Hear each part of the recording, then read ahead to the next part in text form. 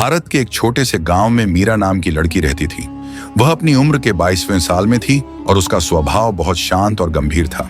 मीरा का जीवन साधारण था, लेकिन उसके सपने बिल्कुल साधारण नहीं थे। पिछले कुछ महीनों से उसे एक ही सपना बार बार आता था।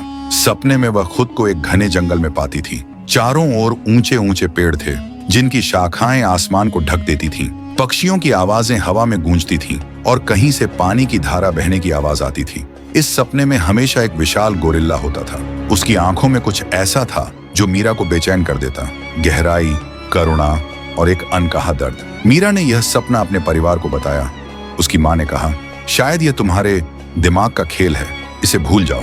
लेकिन मीरा जानती थी कि यह सपना सिर्फ कल्पना नहीं था, यह किसी संकेत की तरह था। मीरा ने अपने सपने की सच्चाई जानने का फैसला किया। एक सुबह वह सूरज उगने से पहले ही अपने गांव के पास स्थित जंगल की ओर निकल पड़ी।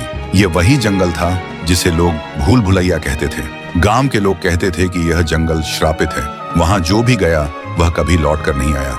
जंगल में प्रवेश करते ही मीरा ने महसूस किया कि यह जगह असामान्य थी। पेड़ों के पत्तों से छनकर आती रोशनी, पक्षियों की अजीब आवाजें और हल्की हवा का झोंका, सब कुछ उसे अपने सपने जैसा ही लग रहा था। कई घंटे चलने के बाद मीरा को एक बड़ा सा मैदान मिला। मैदान के बीचों बीच एक विशाल चट्टान थी और वहीं वह गोरिल्ला बैठा था।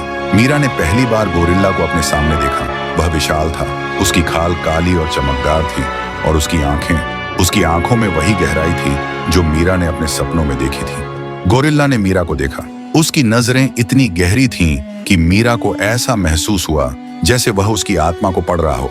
मीरा डरी हुई थी, लेकिन उसके दिल ने उसे वहीं रुकने के लिए कहा। गोरिल्ला ने धीरे धीरे अपनी ओर से एक कदम बढ़ाया। मीरा ने झिझकते हुए भी अपनी जगह नहीं छोड़ी। उसने गोरिल्ला को ध्यान से देखा। उसकी हरकतों में कोई खतरा नहीं था। वह बस उसे देख रहा था, जैसे उसे पहचानने की कोशिश कर रहा हो। मीरा और गोरिल्ला के बीच एक अनकहा रिश्ता बनने लगा। गोरिल्ला उसे जंगल के अनोखे हिस्सों में ले जाने लगा।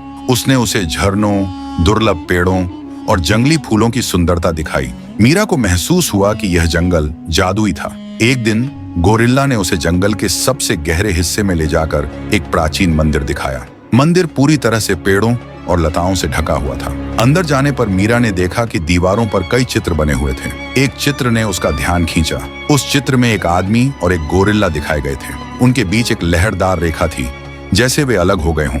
गोरिल्ला ने मीरा को इशारे से बताया कि वह वही व्यक्ति था जिसे श्राप दिया गया था। उसने जमीन पर खींची हुई रेखाओं से समझाया कि एक दुष्ट जादूगरनी ने उसे गोरिल्ला में बदल दिया था। मीरा ने गोरिल्ला को बेहतर तरीके से समझना शुरू किया। उसने उसकी आंखों में झांककर उसके दर्द को महसूस किया। गोरिल्ला ने भी मीरा को अपनी आत्मा के करीब महसूस किया। धीरे धीरे मीरा को एहसास हुआ कि वह गोरिल्ला से सिर्फ दोस्ती नहीं, बल्कि उसे प्रेम करने लगी थी। उसका मन उसे बार बार कहता, ये गोरिल्ला सिर्फ एक जानवर नहीं है, इसके अंदर एक इंसान है जो सच्चा और प्यारा है। एक दिन गोरिल्ला ने उसे मंदिर के एक और हिस्से में ले जाकर इशारों में कुछ दिखाया। उसने उसे यह बताया कि श्राप को तोड़ने के लिए सच्चे प्रेम की जरूरत है। एक शाम जब सूरज डूबने वाला था, मीरा और गोरिल्ला झरने के पास बैठे थे। मीरा ने गोरिल्ला की ओर देखा और कहा, मैं तुम्हें किसी भी रूप में स्वीकार करती हूँ। तुम्हारा बाहरी रूप मेरे लिए मायने नहीं रखता। मैं तुमसे तुम्हारी आत्मा से प्रेम करती हूँ। मीरा के यह कहते ही जंगल में तेज रोशनी फैल गई।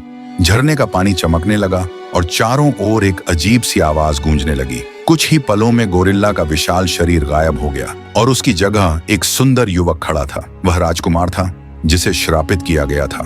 राजकुमार ने मीरा को धन्यवाद दिया और कहा, तुमने मेरे जीवन को नया अर्थ दिया है। तुम्हारे सच्चे प्रेम ने मुझे मेरा असली रूप वापस दिलाया है।